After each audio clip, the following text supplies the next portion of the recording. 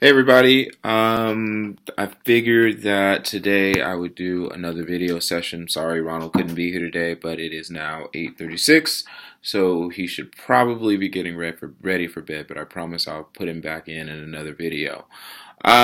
Starting off with part one of our discussion, imagine I had a follow-up meeting with President Ellspermann and an opportunity to share general reaction to the class session, ask new and additional questions, emerged upon your reflection. Um, hmm, this is an interesting question for me. Here's what I'll say.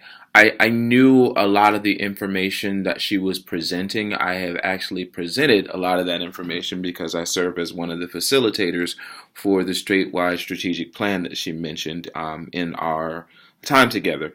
So I was aware of the focus on workforce alignment. I was aware of the capital projects, and I was aware of a lot of the strategies that the college is taking on to get us right sized and in the right direction for growth in the future.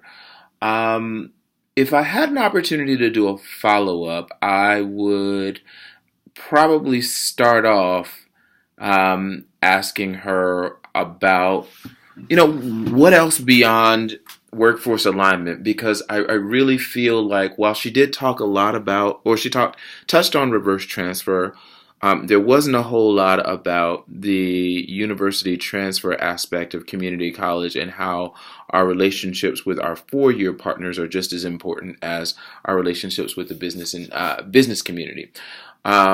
So I really would like to dig deeper into how we can kind of step away from the idea of Ivy Tech as just a technical or vocational school and more into making a case for us as a comprehensive community college.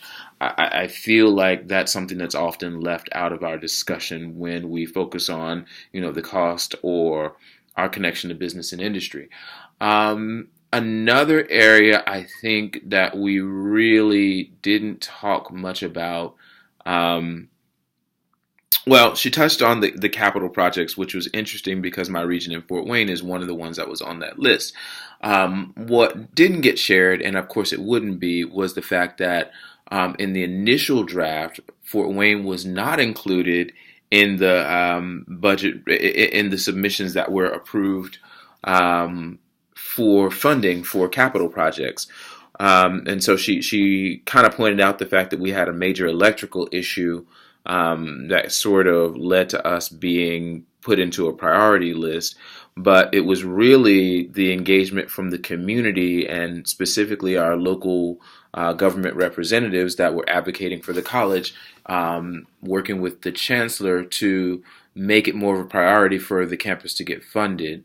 A lot of that is background information you probably would never share in a presentation like the one we have, but is again having that background knowledge at a region that I think is very interesting, and I'd like to hear more of her perspective on the day-to-day operations and what she would view as the success strategy for the campus level and less on the macro policy procedure stuff that she's dealing with. And I think both are important, right? I think both are really good to focus on, and you need to know what the big overarching plans are for the college. But I think if you don't have an understanding of what happens at the campus level, it can be misleading for people that are interested in careers in community college.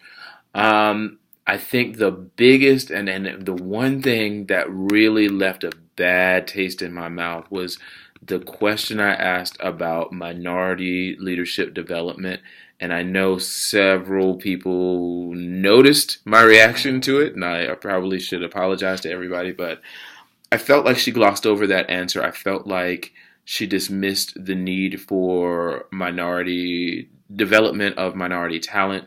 And, I think her answer with regard to Indiana not being a very diverse state was very surface level and really didn't address the issue or the need within the community college system. While we know that Indiana is, what, 80%, 79% majority white, there is a growing and sustained presence of Hispanics. And Ivy Tech is and has always marketed itself as the destination for African American students, although the retention rates of both those groups are not nearly as high as they should be. And finally, what is a little known fact is both Indianapolis, Fort Wayne, and I believe Gary have significant enough populations of Burmese students.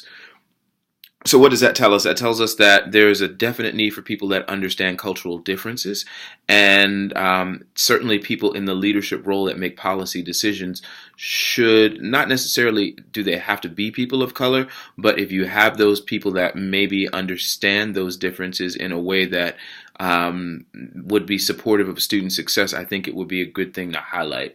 Either way, I think I would point her to books like The Chocolate Truth, the President's Roundtable, any and all information about leadership development for minorities in community college. Yeah, I really just I felt like that was lacking, and that was really disappointing to me. Other than which was bad because on the whole, I thought she gave a great presentation. As I said, I knew most of what she was giving us, and I paid a lot of attention to her mannerisms and the way she was projecting this air of inspiration, and I appreciated that. I just wish that there were more depth to her answers.